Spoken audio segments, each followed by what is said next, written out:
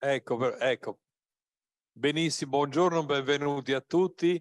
Avvicinatevi con fiducia, come dice l'Arrotino. Hello everyone. Hello everyone. Please come closer. Come closer. We will not eat you, don't worry. And as you know, this panel is extremely interesting and also extremely important.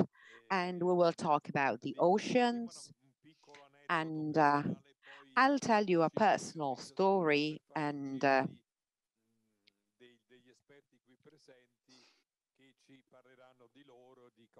then each one will introduce oneself and tell us what each one deals with. So I am dealing with, for instance, cartoons. And a few years ago, Walt Disney had a movie entitled Oceania. And the directors came to Rome, and I was lucky because I had the chance to interview them and asked, why a movie on the oceans? Because the ocean, and oceans are so big. And also, well, the vastness of oceans is also linked to the idea of loneliness. And they said, no, we did a movie on the ocean because the ocean is something alive and it's not just water. It's more than water. So not just that, but the isles are not separated from the ocean. Actually, they are communicating with one another through the ocean, because thanks to the ocean, there are, for instance, exchanges between isles and civilizations and peoples and cultures. And in fact, the movie is entirely based on this principle of being always together.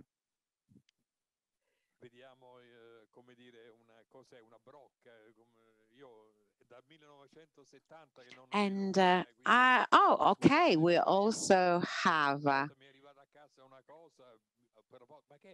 an interesting carafe. And even a while ago, I received a postcard from a friend of mine, and I actually didn't remember how postcards were. Jokes apart, the ocean is a living reality. And those that save the oceans also save, of course, the Earth.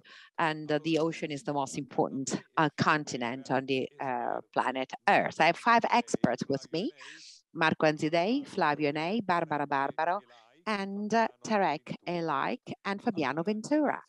So I would start with Marco, and let's start with this first round, and you have a mic. And so what do you do and what is your activity? Tell us something about you. Let's have a first round. Can you hear me? All right. Yes, we do. So good morning, everyone. Marzo Anzidei, and I'm a researcher of the National Institute of Volcanology and Geophysics, and I mainly deal with the study of the formation of the Earth and the variations in the sea level. So this is a particularly important topic for today's activities and for the Oceans Day. In particular, I also, of course, work with the colleagues that are here, like with Flavio and Barbara, and we deal with the relations between the land and the sea and the impact of the sea level on the Roman settlements along the coast we have here. Oh, no, please, you can continue. I'm not stopping you. Don't worry. All right, so I didn't want to steal too much time to the other colleagues. These allowed me to also make some, let's say, reconstructions. So that is to say, I've traced back what happened in the last 2,000 years. And I saw that in the last 2,000 years, there was an increase of the sea level of this coast of 1.2 meters. So these studies allow also to look at the future. Di studi che sono compiuti dai ricercatori di tutto il mondo, compresi noi dell'INGV, possiamo it is possible to make projections in terms of increase of the sea level. And generally, we do our projections up to the year 2100. And we try to provide governments and administrations with scientific information which we can reason. Gli scenari socio-economici di danno. In order to have some scenarios on the future situations, because the global warming entails melting of the ice and the glaciers, and this has been happening continuously as from the beginning of the industrial era. So this entailed continuous melting of the ice, and this was actually poured on the sea. And besides that, there's also an increase in the ocean temperatures, which besides causing problems, entail a thermal expansion of the sea, because the mass of the ocean is warmer than in the past, and it occupies a bigger volume, and this means an increase in the sea level. And today, projections in terms of increase of the sea level, also on the basis of the global warming, indicate values of 1.10 meters. So in 80 years, we are probably going to have a plus 1.10 meters. So try and figure out the beaches and the harbors and ports, and also bays. Well, they might be flooded by the increase of the sea level. But this is something we are registering already because we have a continuous erosion of the coasts, which is induced by man, because men use, let's say, badly the coast, but also the continuous erosion of coasts and is also caused by the increase of the sea level. In addition to that, there are also social problems, and we will see that also with our colleagues and with Tarek, because there are some that have to leave the coasts because of, for instance, the increase of the sea levels. For instance, in many countries, there are constructions and buildings that are being moved because, and we have Venice, which is an example that is unique in the world, that is, say, a historical city with an extraordinary artistic importance, but due to the situation, then it continues to sink. And a barrier mosaic was used, which is a protection for it, but it will never resist, and it will not resist what's going to happen in the next century and a half, we may say. Okay, that's reassuring, right? Now, Flavio. Oh, here we have another mic. Please use it. Please. Well, I am an archaeologist, and I am the director of this museum of the Santa Severa Castle. And we've been working here since 1992 with the Museum of the Sea and Ancient Navigation that you've probably seen when entering the castle. And also, we are working now also. And in the afternoon, I'll do a guided tour to the Museum of the Sea. And the museum is a public museum that belongs to the municipality, which has always been dealing with science, education, and research. So we work a lot with schools and with the citizens in the territory in order to raise awareness on the ancient world and the ancient life at the sea and for the sea. And also, it is important to understand which were the techniques for the construction of boats and trade and life on board. And we also have some archaeological items that allowed us to explain, and we devoted a lot of efforts to better understand what was the evolution of ancient landscapes from the very, very ancient times, from the prehistory onwards, and also through the Etruscan period. Therefore, we succeeded in having a precise idea about the variations of the ancient coastlines. And in the prehistory, well, or in ancient history, of course, many things have changed, and the sea, in some phases of regression, it had a low level by 120 meters as compared to today. We found some, for instance, ancient tools belonging to the Paleolithic age.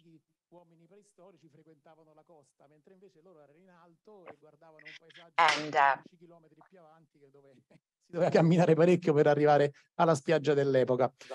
Per l'epoca etrusca anche, ecco. In the Etruscan period, we also have some important information, and we found some wells just close to the castle. And we have some interesting points of reference for the study of the sea levels. And we found an interesting thing, an extraordinary thing, and you will see it. Also, for instance, a wooden rake belonging to the prehistoric times. So this has been done. Qui l'erosione delle correnti di scirocco. So we want to know where we come from and where we're heading to. And we are working together with the fine arts in order to have an idea of what the future will be. But the museum intends to provide information and education and training, and to convey knowledge and the love for the sea. And just to tell that the sea is not just a place where you go and you sunbath, but actually it's the place where you have a direct link with an environment. And there are some that say that our planet should not be the Earth planet, but the ocean planet, because of course 70% is covered by the water, by seas and oceans. And it was also interesting to understand how humankind's developed over the centuries through, for instance, the trade through sea routes.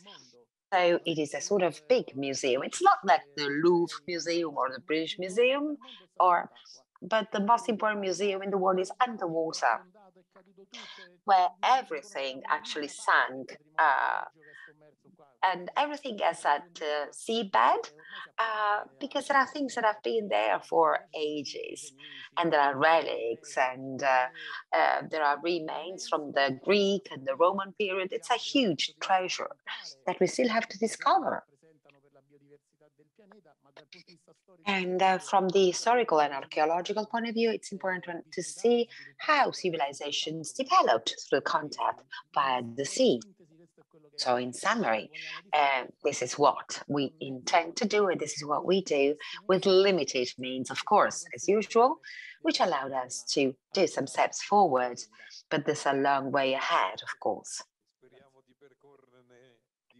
Yeah, and hopefully we're going to do a lot in the future. Then Barbaro, hello everyone, and I am an archaeologist of the fine arts of the province of Viterbo. And in particular, I'm an underwater archaeologist, and I do with underwater archaeology, and also because I'm in the list of underwater archaeologists and Minister of Culture, and I mainly deal with underwater archaeology here in my area of reference, but I can also, for instance, work in the rest of the region. I would like to share with you the idea of protection, of what is protected and kept, because I deal with the sea, starting from the Cyber River up to the borders with Tuscany and also of internal waters and inland waters. And the sea preserves, the sea destroys also, and we heard talking about what is underwater. And also, the items that are kept underwater are at risk. They are at risk for different reasons and from different point of view. I am not dealing with research, although I would like to, but I mainly deal with the activity of trying to preserve what is kept underwater. So conservation, because of course there are evidences represented by relics, but also structures that are still underwater. And as to the relics,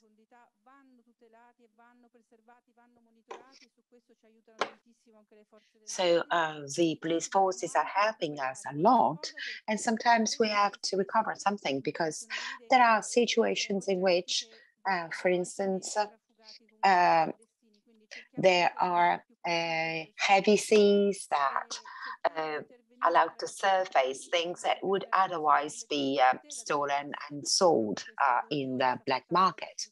So the current situation entails the identification of a lot of ruins, but the sea erosion is intervening heavily. So we need to find strategies that may allow us to enhance these activities. And you will also see that, of course, the sea is destroyed because we are faced with an emergency. And in fact, in this area near Civitavecchia, we are intervening because actually there are authorizations that are being given in terms of wind parks that are not far from the coast. And these are huge wind plants. We are talking about, for instance, a network of cables that are there which connect one blade to the other, and all this must be monitored because, of course, all this can destroy what we still don't know and what Flavio was talking about.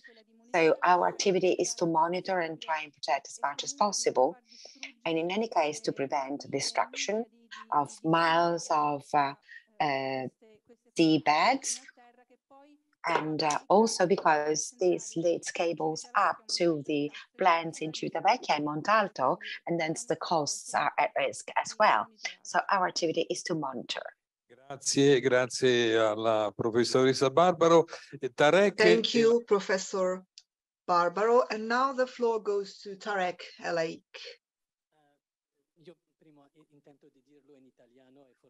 I'm first going to try and speak in Italian.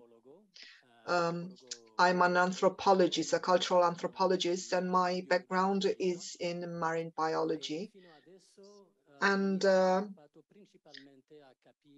so far, I've tried to understand how artists think, and then I will tell you how I got to this field. And so, after working with artists, there is what is called the anthropology of art, which is also connected with archaeology and how to manage or curate a contemporary art museum or an ethnographic museum. And in the past 2 years, I started working with artists who work in this field, in the maritime and marine field. There are many artists, and I will speak about some of them.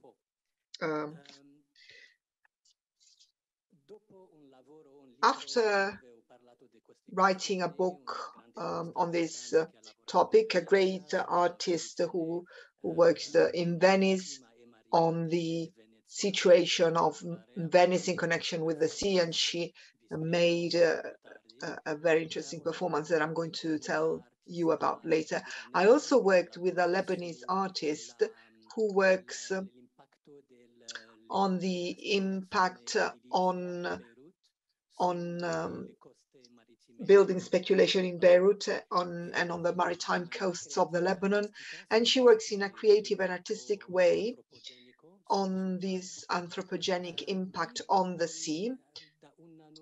And for the past couple of years, I've started changing and focus my interest from artists, moving from artists to scientists who work with whales and cetaceans, and I've met many interesting scholars, Daniela Silva Pace and Giulia Petrazzi, and we have worked together.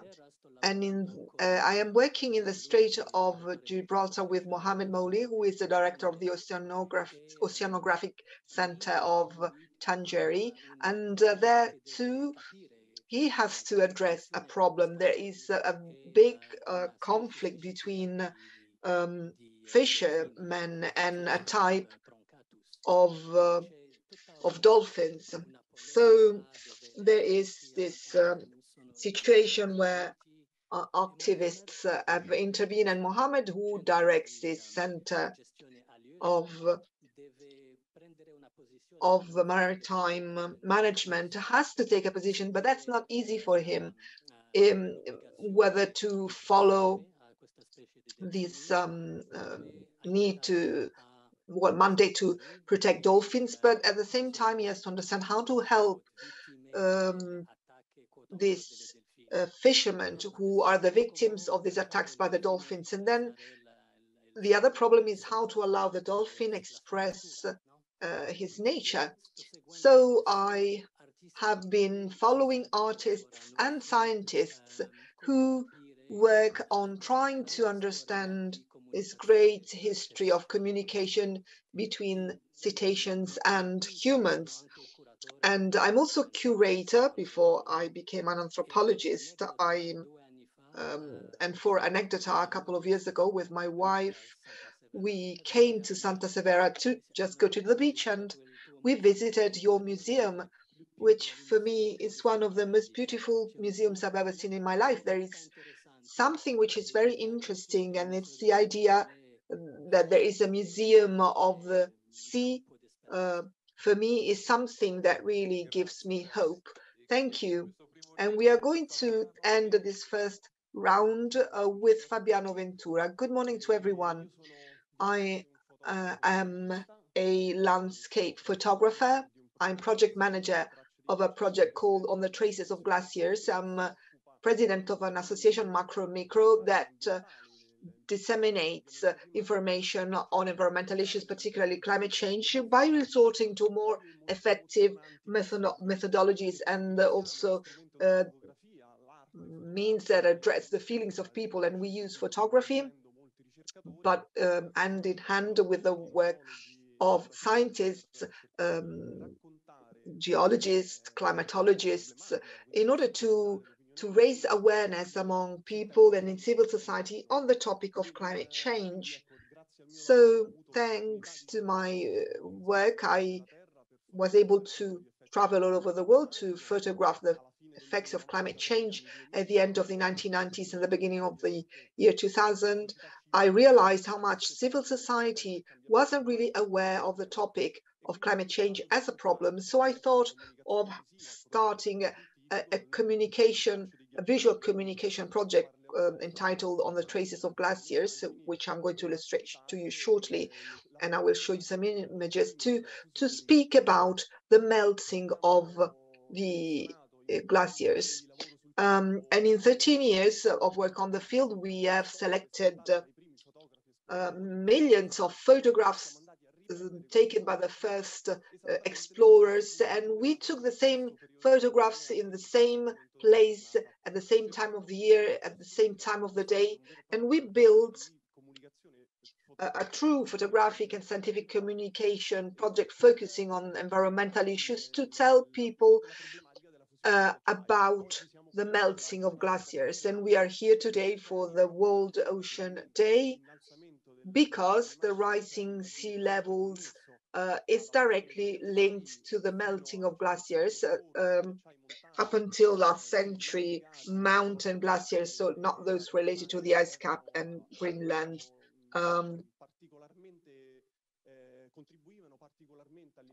contributed to the rising sea levels. And in the past few years, the ice caps of the North Pole and Greenland are particularly contributing to the rise of sea levels. So we are drafting a new project precisely on the topic of the rising sea levels. And so we are going to connect the project on glaciers to this new project because they are related. And following these events, we have organized many initiatives and shot many documentaries and photographic exhibitions or exhibitions on these topics that were exhibited all over the world.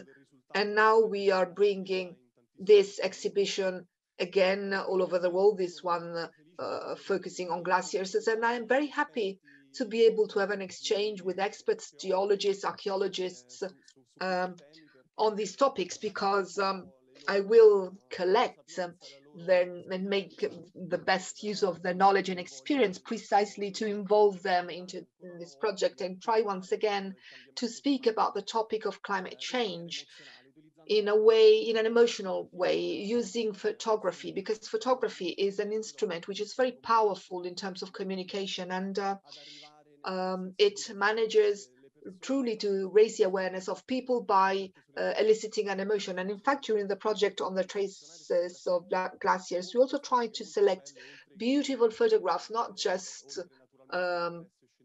scientifically oriented photographs, so to speak. So I will tell you more about this and show you these images later.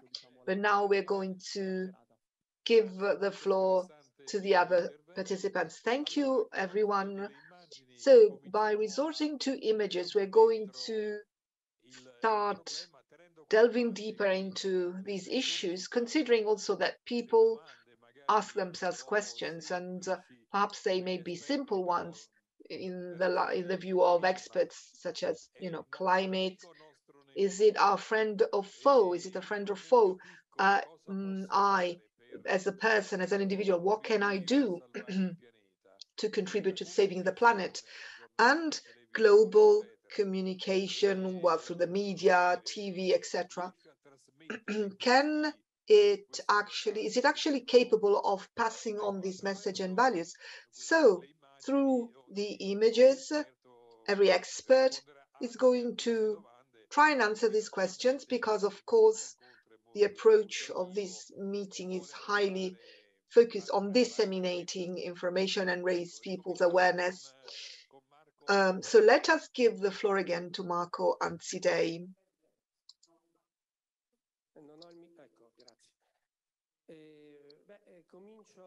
Well, I would like to begin with this slide where you see the cover of one of the most recent reports of the IPCC, International Panel on Climate Change, that sums up hundreds of studies produced by researchers from all over the world to give us an overview of the current situation of climate and what we can expect for the future, with all the cascading effects that are related to it. The chart on the right basically shows the last 2,000 years, while to the left you see the temperatures. And what this chart tells us is that in the last 100,000 years, we have been going through the warmest period ever that was ever felt on Earth.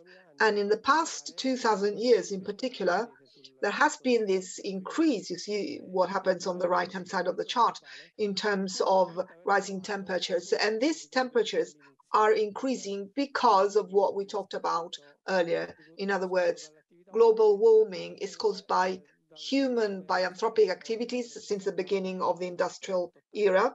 i.e. 1880. And today, this global rise in temperatures causes ice to melt, and Fabiano has been documenting it through his images. I apologize because the slide has gone further than I anticipated, and we are losing tons and tons of ice from the ice caps, some 430 billion tons every year. 13% of ice has disappeared in the past 10 years. Last year, we have reached record high temperatures all over the world, and also ice melting in one single day. Now, we see here another chart that sums up the past 3 or 4 centuries in terms of sea level. Between 1770, the 1700s to 2100, and here we see that the level of the seas. So up until 1880, the sea level was quite stable. Then it started increasing with the beginning of the industrial era. There were 2 world wars, industrial production increased, a lot of CO2 was released into the atmosphere, causing the greenhouse effect, which like a blanket warms the climate up. And around the year 2000, researchers started getting worried about this constant increase in sea levels and started making the first projections. So if in the 20th century the sea increased by 17 centimeters, we are speaking today of 37 centimeters. So in 2100, we are going to have more than 1 meter, and in subsiding areas, this value is going to be even higher.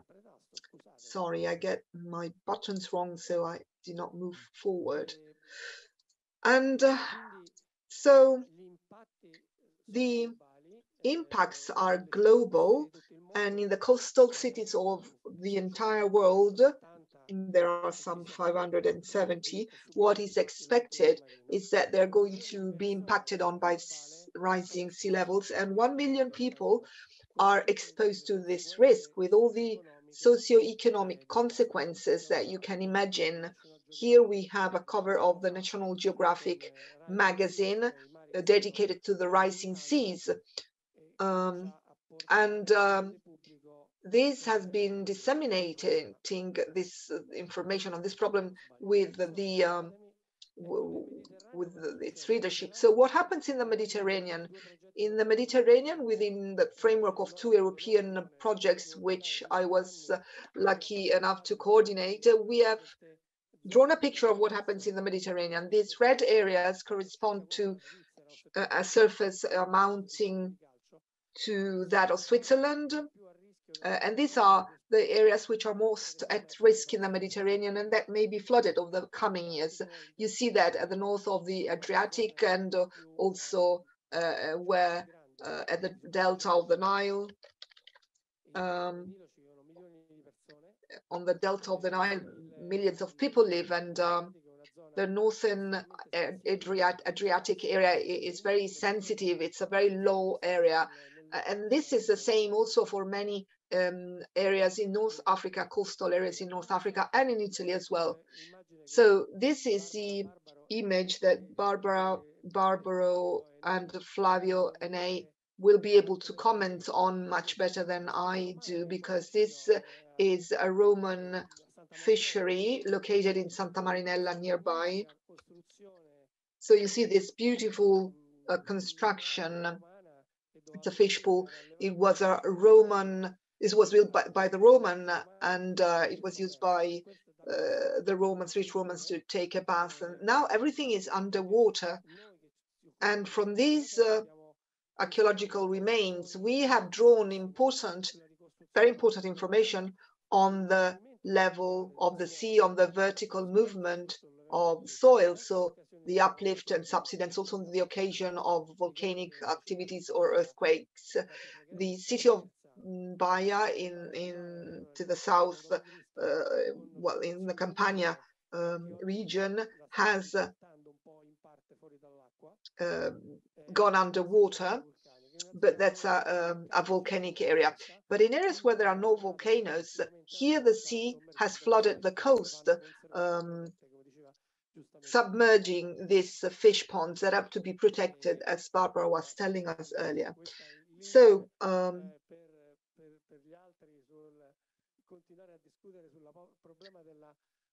I'm going to leave you with this link to continue looking at the relationship between the environment and people, and also the archaeological remains of past civilizations. It's all very important.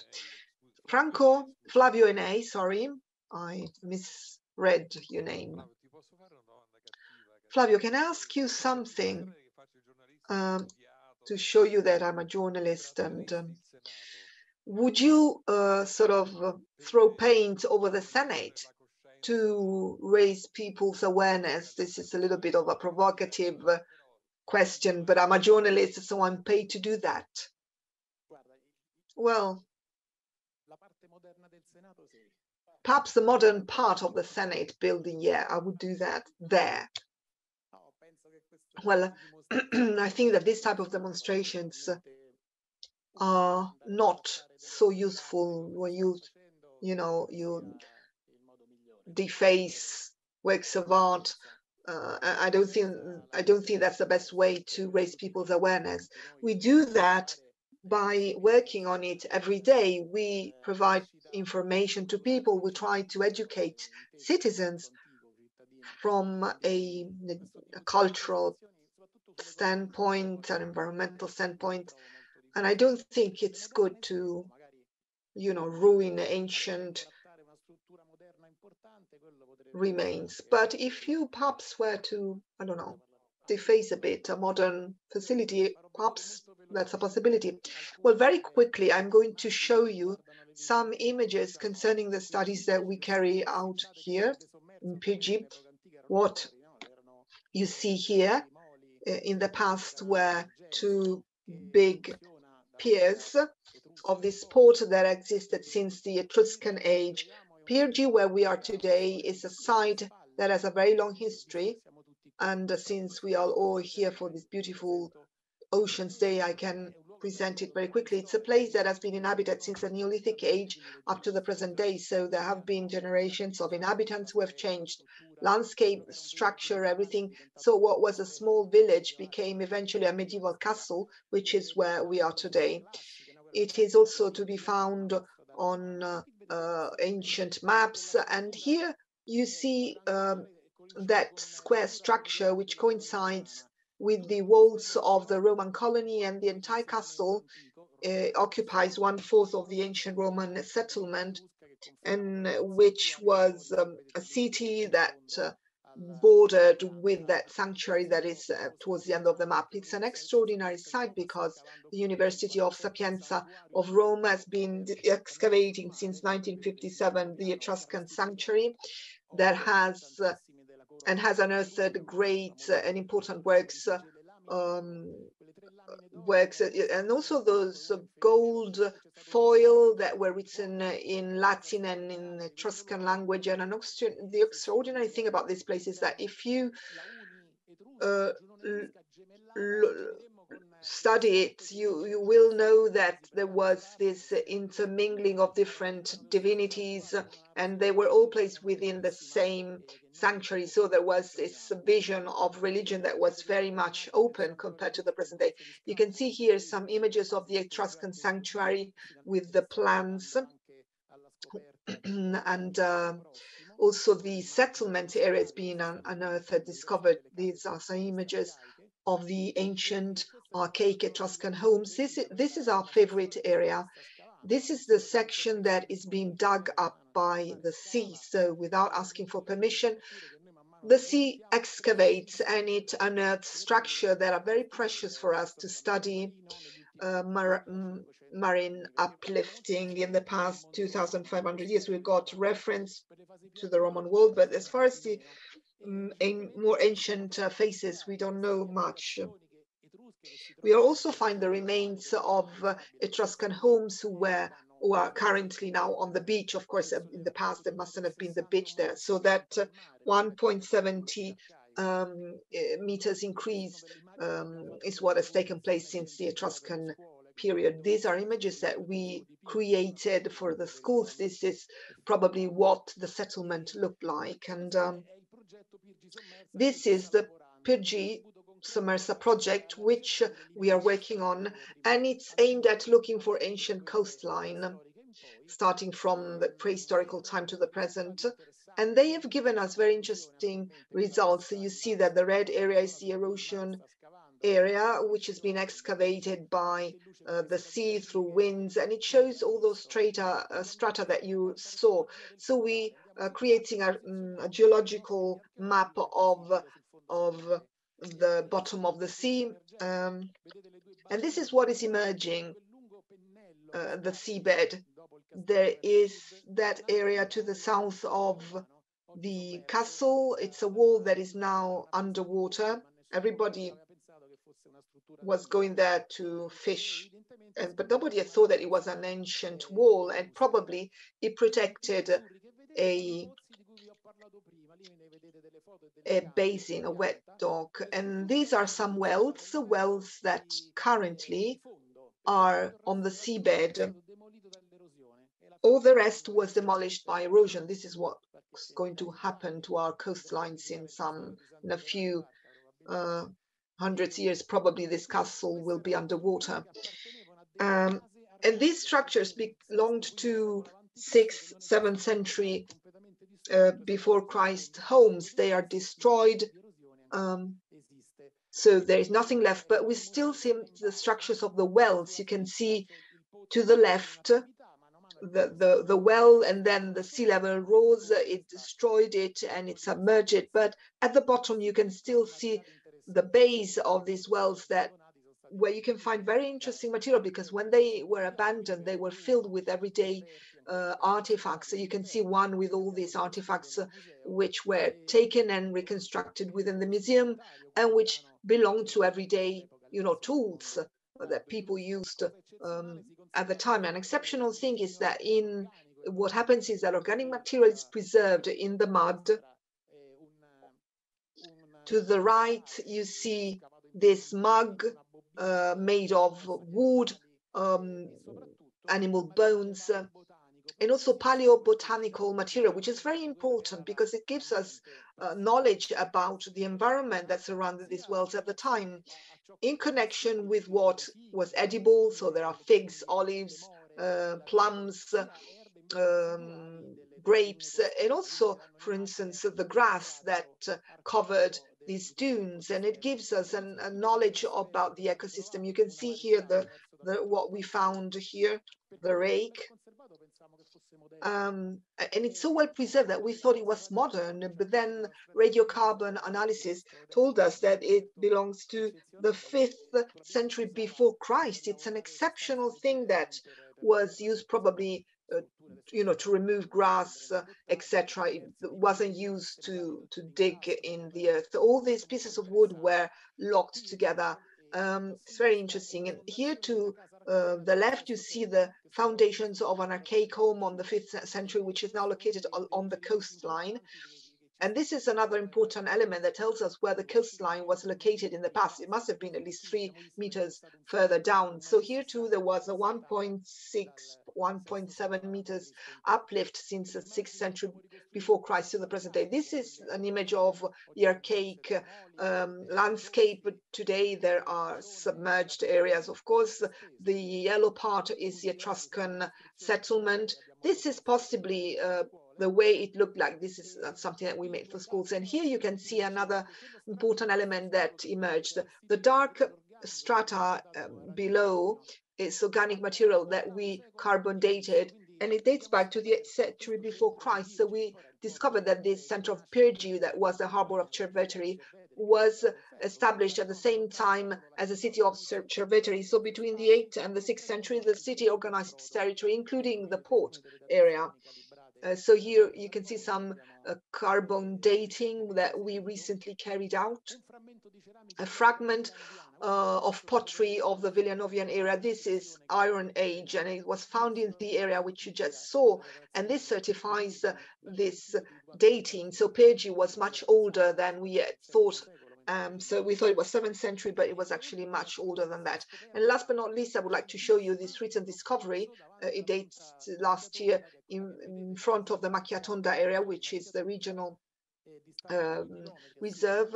It's to the south of the castle there, 300 meters from the coastline. There are hundreds of tough stones, blocks. This comes from Cerveteri, it does not come from here, so probably this is Etruscan period stones, and these are 3 meters below the sea level. So this is another important piece of information that allows us to reconstruct the archaic coastline at the time of the Etruscans. But what was most shocking and has allowed us to go even further back in time, so from the past 7,000 years, was discovering that in fact Pergi was always a port area.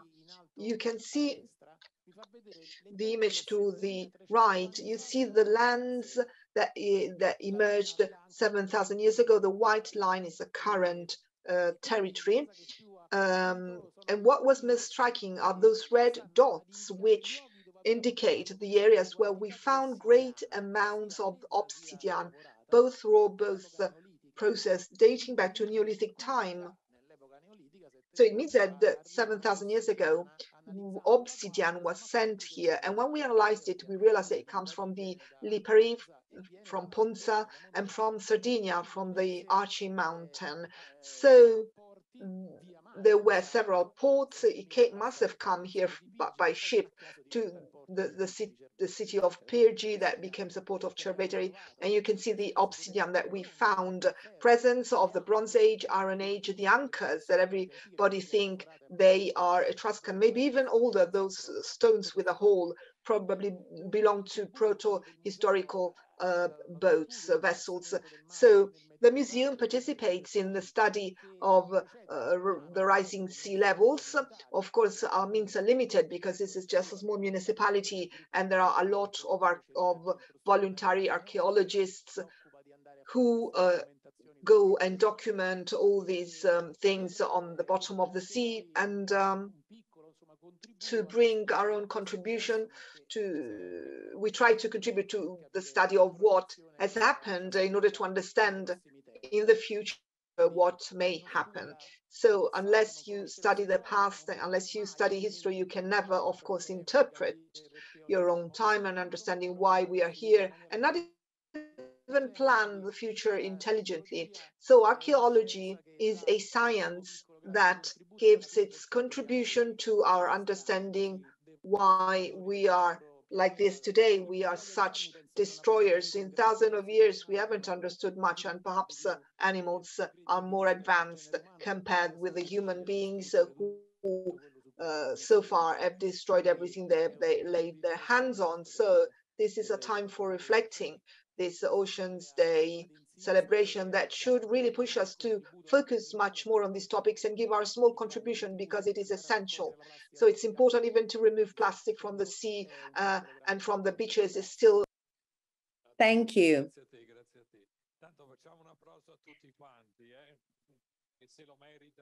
Thank you. A big round of applause. Everyone deserves it. So Barbara.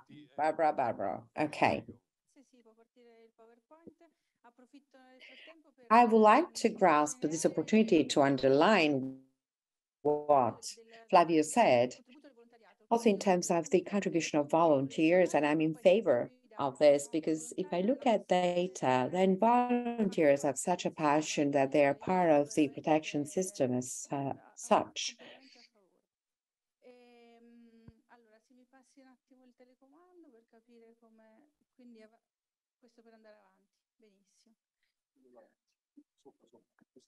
Questo avanti? È già andato avanti comunque, sì, è andato avanti, perfetto. Allora, questi siamo noi, siamo il servizio della soprintendenza, siamo in 4, operiamo. There are 4 of us.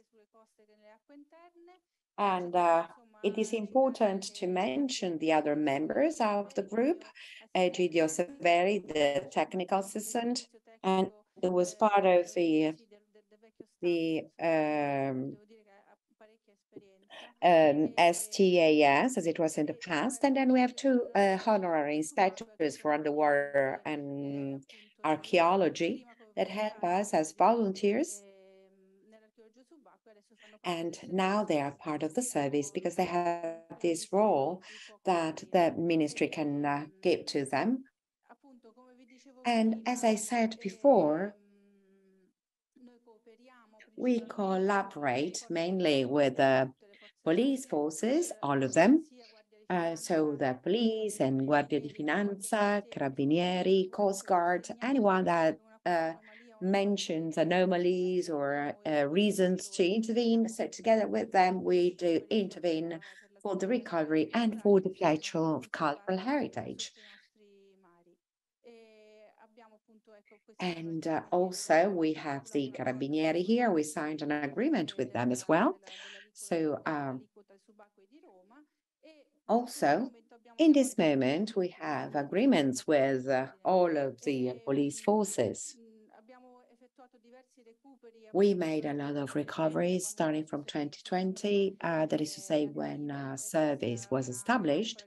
And of course, this is, for instance, an amphora that was recovered and it was put on the seabed and risked to be stolen, and it has been almost taken to the shore.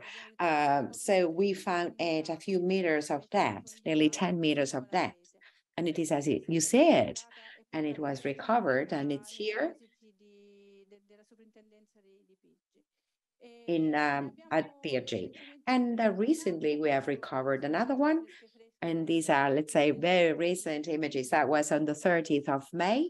We made this other recovery, and always in the area of Civitavecchia. And I'm not telling you the exact area because we are still working there.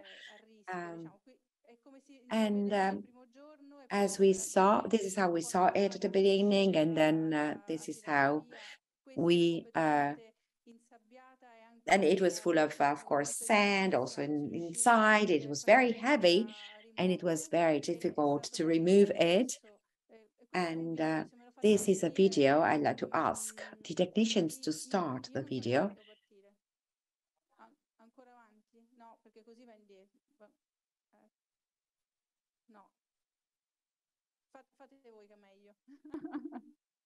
There we go with the video.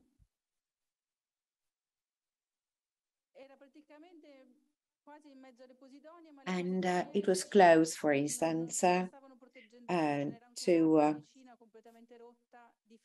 the Positonia, but actually someone had tried probably to, there was another one and someone had tried to take it away, and we succeeded in removing it and in taking it away. And well, I have to say that we have a lot of experienced staff.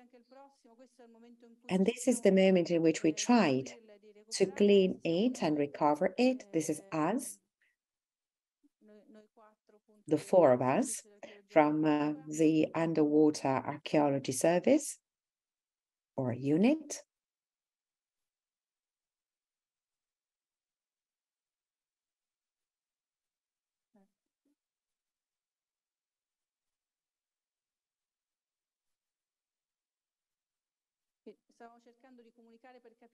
And we were trying to communicate and understand because we didn't want to roll it and we didn't want to, of course, break any part of it. And including, of course, the handles. And here we used a fishing net, and we've sealed the net and we've connected it to the ball. And therefore, the staff from the Guardia di Finanza helped us. Also, thanks to also the scuba divers.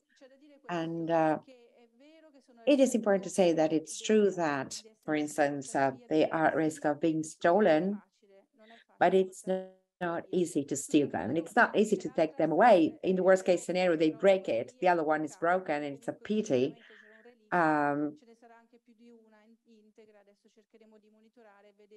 But we will monitor and we'll try to see what to do in order to protect all of it. So this is us. Also columns and other objects. And this is what I was telling you, that is to say the sea keeps and conserves and preserves, and it allows us to make these but there are also cases in which the sea destroys, and this comes from a publication where we see how in 1874 the red line you see there, well, the sea was somehow behind. Now are underwater, but that at the Roman time where here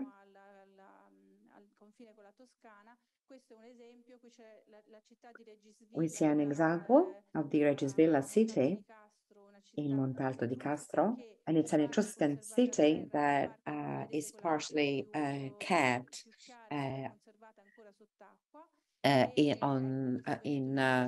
and you see here there's an aerial part. So a part of this city is underwater and a part of it is on the land. And this was part of an ancient port, an ancient harbor. And this is what you see underwater. And all of these walls that we need to check. And also with the Carabinieri, we'll go there next week.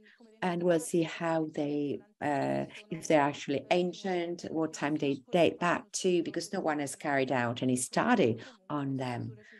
But the structures exist. But let's go back to our area in Campo di Mare, Marina di Cerveteri, where we have some structures that were invaded by the sea and that were on the land.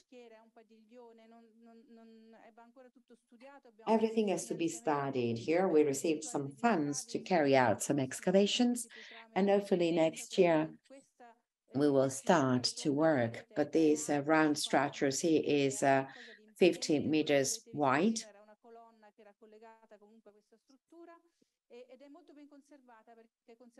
And it's well kept. Also the wood that was, of course, part of the foundations of this structure. And we'll need to make, so as you see, there's a lot of wood there, and it's very well kept. These are the walls. But differently, well, I also deal with lakes, but differently from the lakes, of course, the items kept underwater are attacked by bacteria and the sea organisms. So it's a good thing if the structures are full of sand, for instance, because otherwise, as you can see from the holes, these microorganisms eat and destroy these objects. And this is that image from the drone. And it's imposing, it's a big one. And it's also somehow dangerous. And here we asked the Coast Guard to issue, let's say, a ban for people swimming here. And the water is, the problem is that there's a beach there, and I fear that if children go there and if they take a bath, they can go against these structures. We'll see what we can do.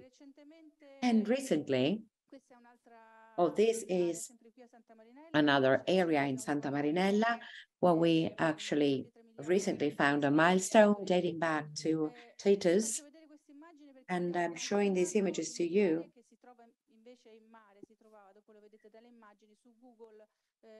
e risulta a terra, quindi in realtà sono passati pochissimi anni, no, da quando hanno fatto la fotografia con Google praticamente l'anno scorso, che quel miliare risulta in realtà in acqua. Ecco, lo vedete, l'abbiamo recuperato, cioè era praticamente... Actually, here you see when we recovered this object, and it was taken to Pierge as well. And also, following the activities that we started as superintendency, Flavio Enei has been carrying out these researches for years in the area of Santa Marinella, and also through the museum. And we have just signed this MOU for the protection of the underwater heritage, and also through the group that's in charge of it. So we'll work in synergy also for the protection of these activities. And also because we need to operate with those that actually live in the territory, because we can come here and there, but those that live here, of course, and operate here well, these people are precious for us. And these are the very last images of what I wanted to show to you, because as from 2021, we are asked the inclusion in the plans for Italian maritime space, the inclusion of what has to be done, the inclusion of the areas, and they ask for opinions from the landscape point of view and from the archaeological point of view.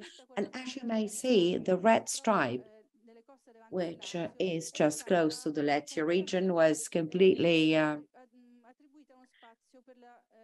defined as a space for energy production. It is the only part of the Lazio region, and it's not even in Tuscany.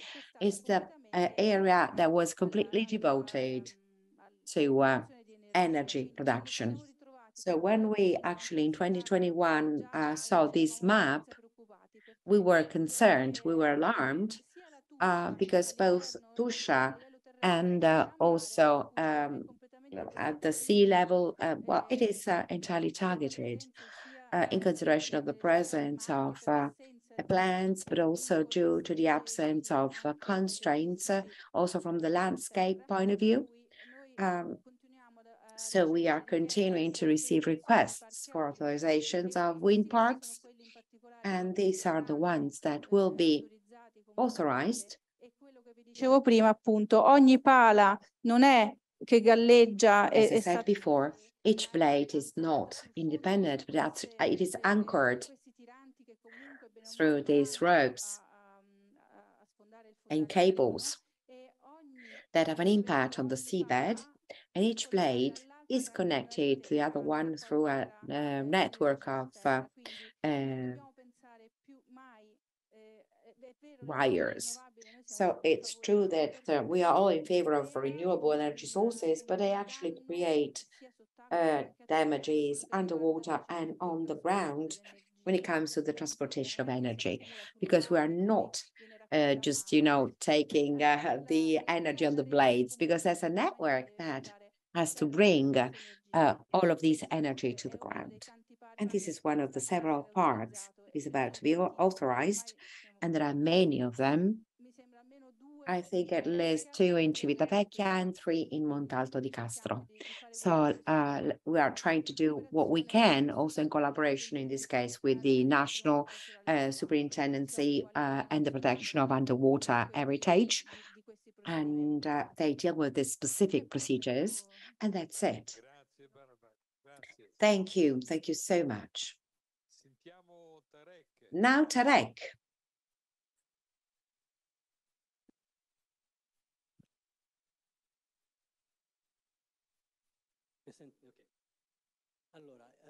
Okay.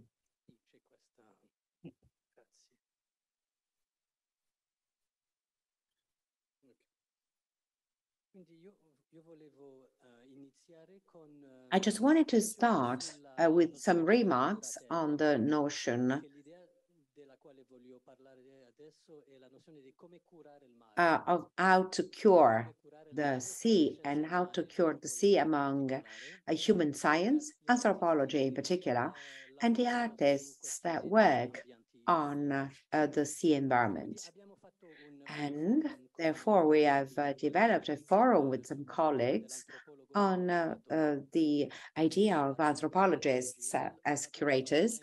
And we did that in my laboratory at the University of California, which is the Anthropology and Image Laboratory. And I like to refer to the notion of images. And what does an image say?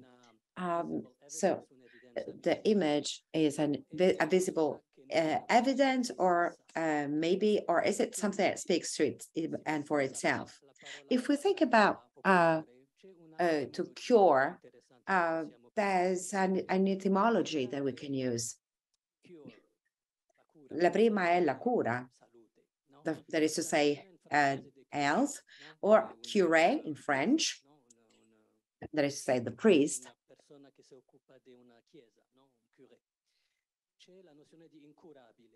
And then there's the notion of incurable, and also the notion of care.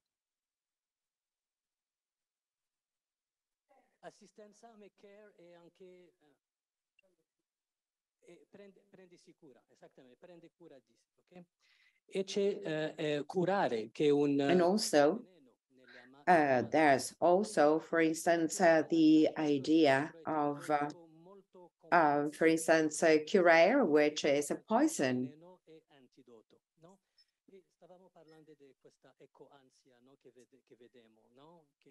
And it's important to see and how to talk about crises when it comes to climate crisis, environmental crisis, because the issue of the crisis, or the notion of crisis, sometimes blocks creative experiences or tests. How to think about a crisis without, for instance, dealing with specific issues that we have to solve. So I am working as an anthropologist and curator, and I'm sharing with you some information.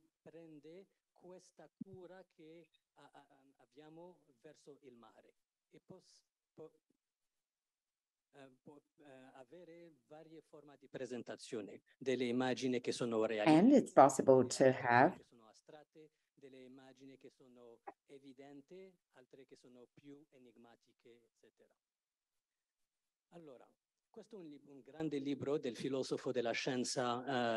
and this is by Gaston Bachelard, and Water and Dreams. And this is an interesting image because according to Bachelard, there are 4 types of people.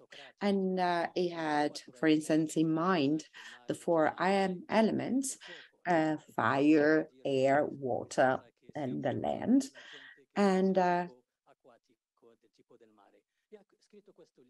he wrote this book. Also, for instance, there are those that deal with the lakes, those that deal with the sea. But this book was very important for me to understand the anthropology of the sea, which is an important area of analysis now. And how can an anthropologist study an environment which is not the terrestrial, let's say, environment? And it is necessary to be plunged in the sea environment. Whereas this is a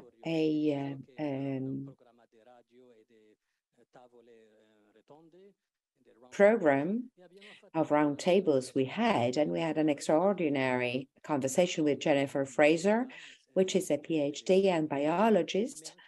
And she's also a curator of the ocean, and she was appointed as ocean curator in this beautiful Museum of Science in San Francisco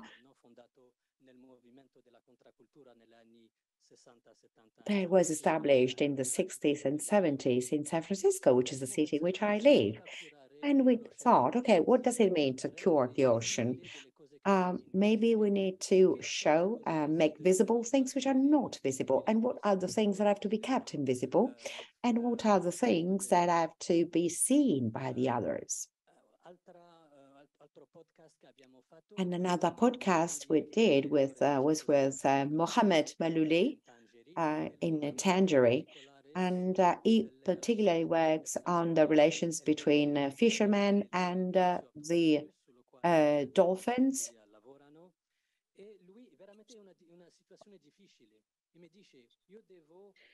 And he said to me, "Wow, that's I have to find a compromise, let's say, between the financial and environmental side."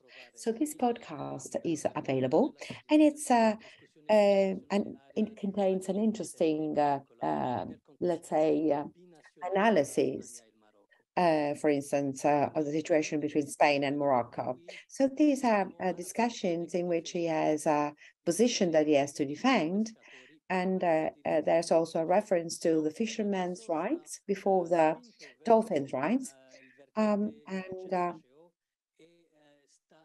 Now everyone is understanding or trying to provide a sort of version of fishermen, which is not a romantic idea of the fishermen. And this is an ongoing debate, and we hope it is continuing in the future. So this is one of the images that is becoming widespread. So this is an association for the protection of cetaceans in the north of Morocco, called Maroc Marin, and "Stop Killing Dolphins" is the motto, but with a romantic image of dolphins. And it's a sort of Disney style, a dolphin.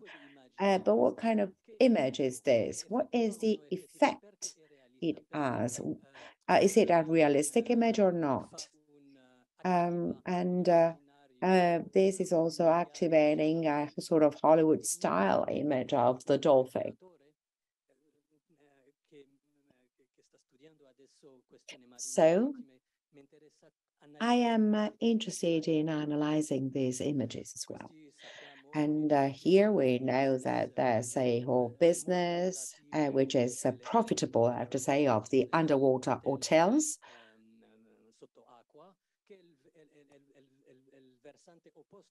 And this is the opposite approach as compared to the Bachelor book.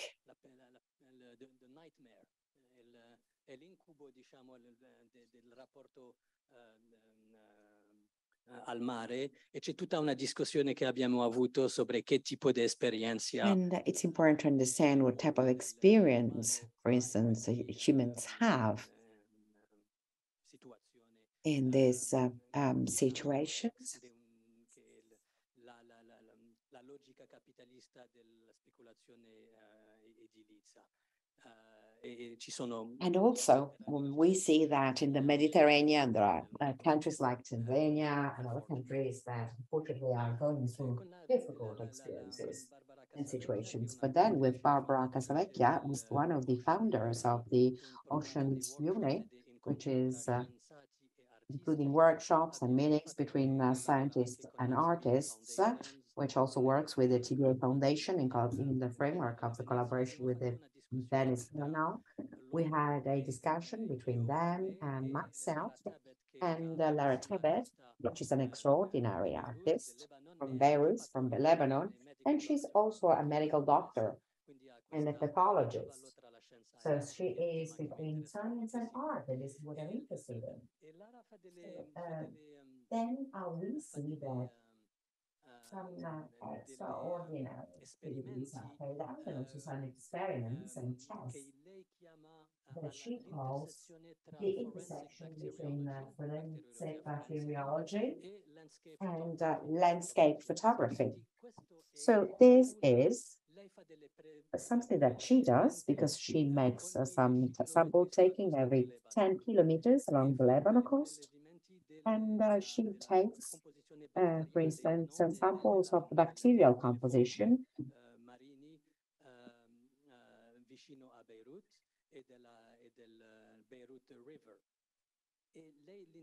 And she is interested in using, when she does sample taking, she wants to, for instance, have the including, for instance, a film, and she wants to check, and she produces these abstract images. So what does this abstract image say when it comes to the anthropological impact and anthropogenic impact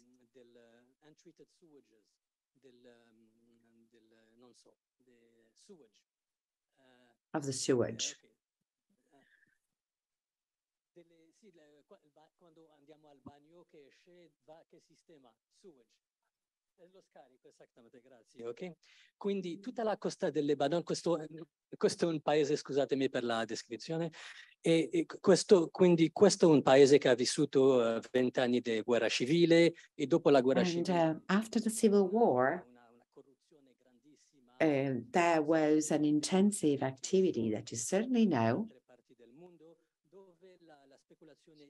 where, for instance, there were activities that produce chemical spills.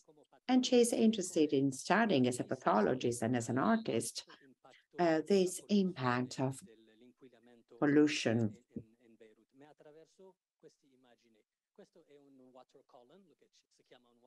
This is a water column. And she adopts a creative approach.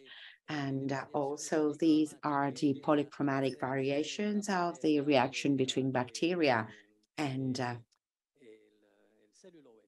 celluloid.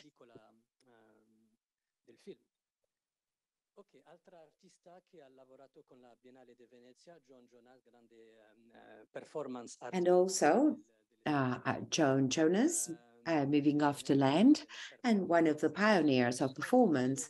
By now, she's doing performances in which she questions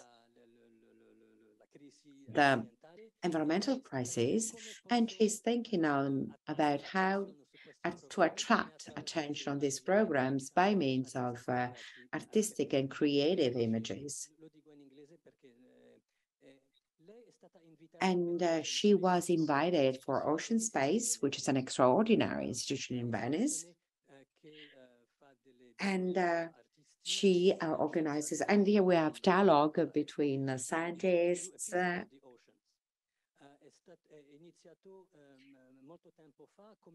And it started as a lecture demonstration a while ago. And so she is between science and art. And after that, she was invited to do an installation in a church close to the Ocean Space. So Venice, as we know, it's a city in danger. And she is threatened by pollution and climate change. And she works this way, and she does performances. And she does a hybridization between human and the sea organisms. And this is done in a poetic way. And therefore, it is possible to express her concern for the climate crisis and all of the issues that you've talked about. So how to have, for instance, a political impact that makes us think in a creative way. So this is an artist I'm interested in. And Mar de Cortez, the California Gulf, Cristina Iglesias, and her project, his estancias submergidas, that is to say, in situ installations. And we have some installations that are inspired by what is the Miocene underwater. And this is a project dating back to the 60s or 70s. And I'm sure that you know it already. And you've heard talking about this neuroscientist that used to do tests with LSD and with dolphins. And it was a pioneer, but also, and at the same time, there's a sort of mystic exploration of the relationship between dolphins and humans. And the Human Dolphin Institute was established. And also ANFAM Collective, which is a group in San Francisco, but they actually did a series of projects to criticize John Lilly, this neuroscientist, and they have created this dolphin embassy, which is an embassy where dolphins can stay with humans and in a sort of collaboration between dolphins and humans. And also, this is a project in terms of science fiction. So the Dolphin Embassy, and they used to do, for instance, a number of stations on the California coast. So listening stations for cetaceans. So they were listening to cetaceans and they were producing they were getting, for instance, information on the acoustics of cetaceans, and also they were thinking about the station where humans and dolphins can live together. So this is an artist that I'm working with at the moment, and he works at the Mar de Cortés, and he's also an engineer, and he invents tools and capsules, underwater capsules to enter into a contact with stations, or with the gray whales in particular.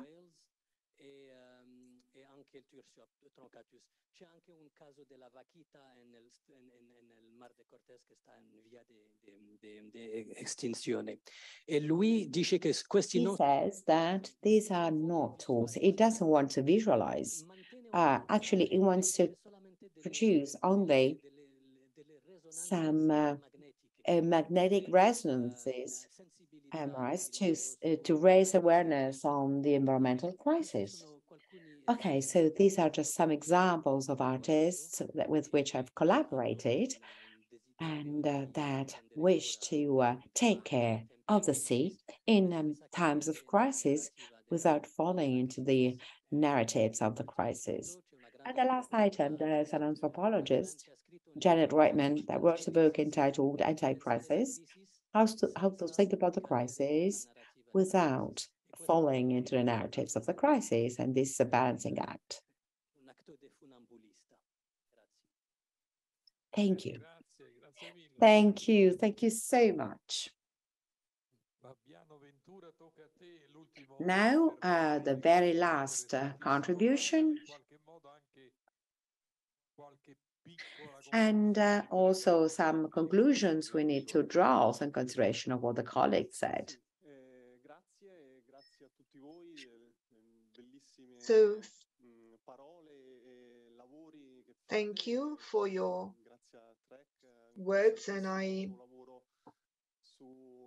di comunicazione. Ecco, infatti, prima di spostarci sulle montagne e sui più grandi ghiacciai del mondo, volevo riflettere insieme a voi, insomma, su quanto sia effettivamente importante. So I wanted to reflect with you on the importance to disseminate science, how important science is, and being able to disseminate it with the audience, wider audience. So we, on the one hand, have to be pragmatic, so trying to preserve the oceans, the seas through our institutions. And also, though, we have to make sure that we also carry out dissemination activities through museums such as this beautiful Museum of Santa Severa. So before talking to you about my project, I'm going to briefly tell you about the reasons that led me to carry out this project on the traces of glaciers, which is basically the intention to communicate the effects of climate change. We all know how complex the topic of climate change is. So we at the Macromicro Association, we try to find a method, a new multidisciplinary method because the topic of climate change is in fact very complex, and I think it should be narrated in an interdisciplinary manner, trying to involve as many researchers as possible. So we started looking at the photographs taken by the first explorers who took photographs starting from the 1850s on. At the time, different types of researchers, anthropologists, glaciologists, geologists, geographers, physicians would participate in these expeditions. And today we have involved climatologists and glaciologists to compare the images that were taken in the last centuries, comparing them with today's photographs. And we started traveling all over the world to try and take pictures from the same geographical locations, the same period of the year, same time of the day, as the photographs that were taken 100 years ago in Asia, South America, all over the world, including, of course, our own Alps. It was a long work, and we selected historical images from the Royal Geographical Society, the Alpine Club of London, the Borgatello Museum. We visited over 200 archives all over the world to select millions of photographs. And then we physically brought these photographs with us to be able to take a shot from the same location. So some 200 images per expedition. And then during every expedition, we took some 20 to 60 photographic comparisons. So we are here on the Karakorum, one of the fifth glaciers in the world. This is an image taken in 1909, and this is compared to the current situation, where you can see that the thickness of the glacier is totally gone, some 70 meters. This was the thickness of this glacier, which is 61 kilometers long, and it lost some 70 meters of ice in thickness. This is the Caucasus. I often show this to students, and they tell me, well, it's nicer today, there are flowers and forests. Yes, from an aesthetic perspective, it may be more beautiful, but then we explain what the role of glaciers is, what is the essential role of glaciers. And we all know that today glaciers are true sort of watchdogs for climate, because they explain to us how the climate was in the past, how it is today, and how it's going to be like in the future, and to what extent glaciers too have an impact on rising sea levels, and it's important to monitor and study them. And this project shows precisely examples of what is happening in the great glaciers of the world. This is Alaska, and one of the greatest, the most dramatic changes which we reported on. Speaking with Mr. Motiga from a university, explained to us that thanks to work carried out in place, they calculated that the molten ice in this glacier has had an impact on rising sea levels by 1 centimeter. This is a fjord that was created in the past 150 years. In the past, it was completely covered 250 years ago. It was completely covered in ice. This is the apex of the small ice age. And so it was completely covered by ice. Here, I move on. Here you've got the data concerning the last IPCC report in 2019. It was already pointing at the fact that mountain glaciers were contributing the more to rising sea levels, more than the ice caps. Now, in the period between 2005 and 2016, the ice caps are contributing more, particularly Greenland and the North Pole are contributing to the rising sea level. Here we place these red dots in the places where we took photographs. They were all georeferenced, referenced, so that future scholars may take these photographs again, maybe 100 years from now, and show how things are. At the beginning of the 19th and 20th century, there were no satellites, so we had to go and look for these places to try and find the actual spots used by photographers. And very often we found the same rocks, the same stones on the ground that would confirm to us that the place from where the photograph has been taken is exactly the same as the one used by the first photographers. This is in Argentina, the Sala glacier that results from the yellow continental sur, one of the greatest ice caps. Here it is a valley long 90 kilometers and 10 kilometers wide, and thanks to our study we found this is a photograph taken by Father Alberto De Agostini. It's 7 photographs, 13 by 18 centimeters. We found these photographs at a museum in Bulgarina that allowed us to have a different and much wider view of this glacier, and we were able then to disseminate this with the general audience. I would like to focus on the communication methods that we have adopted and all the events that we organized, and the importance, of course, of involving scientists, because it is this connection between scientists and photographers that we were able to communicate what researchers do and what job is all about, and communicate scientific data in a way that is perhaps more evocative or emotional, and make people understand how important it is to consider science as a service for humanity. This is the Exploradores Glacier in Chile with some engineers from the Sapienza University of Rome. There are some scholars that helped us to create 3D models by using geomatics. But thanks to drones, this science has existed for a while, but thanks to drones, we were able to create 3D models of the terrain in a much more effective manner. Here is the research study at the Royal Geographical Society and the Sella Foundation, where there are archives in which all the photographs that we have selected were catalogued. This is the Himalaya near Mount Everest, a glacier that was completely broken up by a lake which is 3.5 kilometers long. This glacial lake in the year 2000 wasn't there, and now it has broken down this glacier. This is a 1920 expedition, British expedition on Mount Everest. There were very few of them at the time, and they documented these areas with photographs, and we reused these images for our project.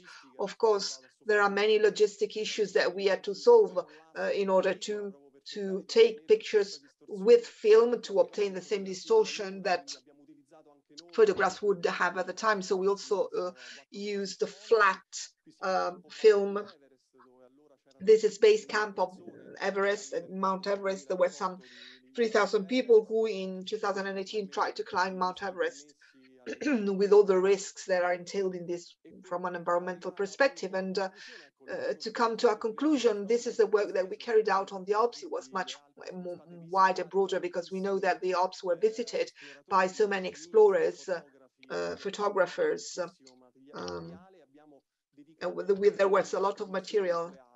We were there for 3 years. There were so many mountaineers, mountain climbers. Anyway, we focused first on the Italian side, then on the sides of the mountains of France, Switzerland, and Austria. This is the Adamello mountain, one considered to be the largest glacier in Italy. This again is a photograph. We also find information on the day when the original photographs were taken. Let's say people think, well, this photograph was taken in the winter and this one in the summer. And no, this is not the case, because the 1889 photograph was taken on 10th August, and my photograph was on 26 August of 2020. So it's very important to take and specify that photographs were taken on the same period, during the same season, let's say. So this is something that we also tell whenever we organize an exhibition. This is an image from dating back to 1921, Umberto Montorin, one of the greatest climatologists in the world, perhaps the person who established a relationship between anthropic activities and climate. And this is the image of this glacier today, which is basically gone. We, of course, very much take care of the quality of photographs and resolution in order to create images, very big images for our exhibitions. This is an exhibition entitled Earth's Memory, and that is being now taken all over the world. This is the Mer de Glace. It's the largest glacier on the Alps. This is an image that is very easy to understand. It's something that everybody can draw the conclusion on. And it's very important to communicate the objectives of our project. So the importance of sustainable development, especially natural resources, the importance of biodiversity, the role of scientific research as a service for humanity, and then recovery and protecting photographic archives, which tell us a lot about what was the history.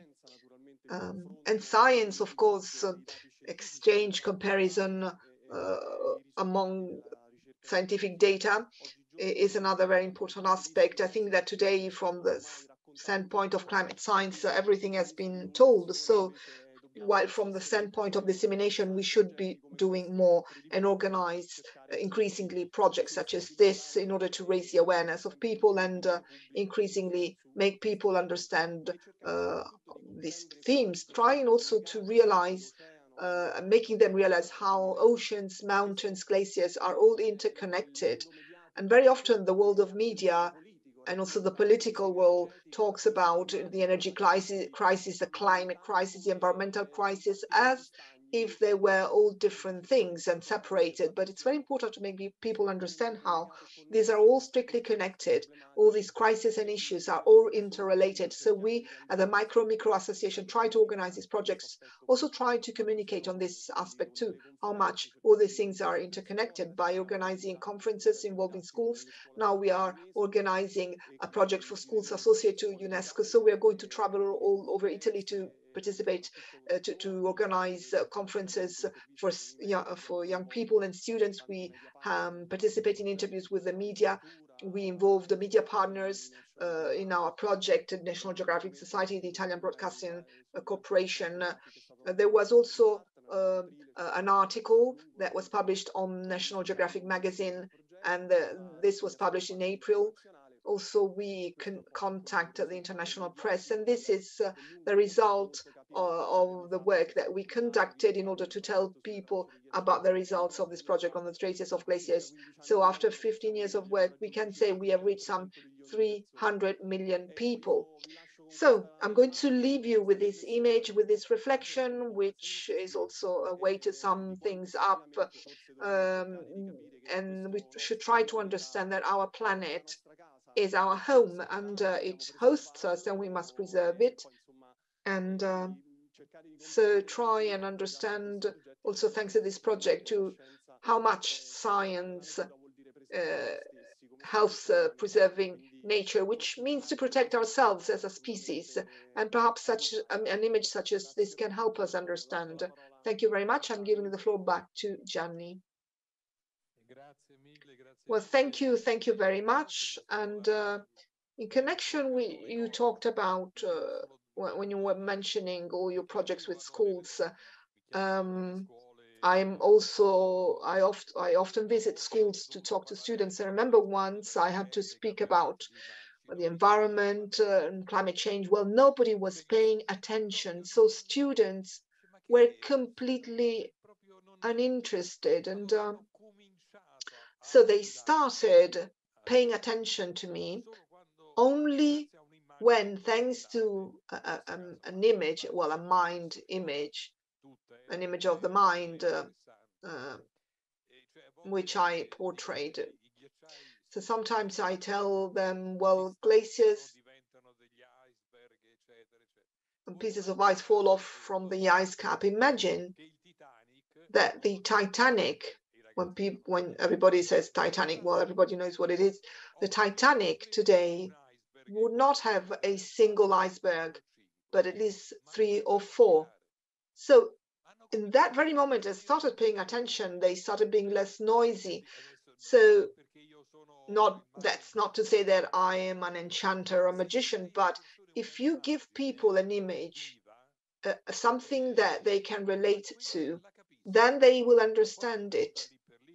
And this is just something that came to me out of the blue. Sometimes, of course, it's difficult to address an audience of students because when you speak with adults, it's different. Well, young boys and girls have a certain lack of interest for these topics. But when I told them, well, imagine that today Titanic would have 4 or 5 icebergs which to crash against. So they started paying attention. And then little by little, I managed to keep their attention. So we have seen so many images today, all beautiful, shown to us by all speakers well, and we hope we have shared with you our love for our planet, not planet Earth, perhaps we should call it planet Ocean. This is our contribution, and we thank you for your attention. Thank you.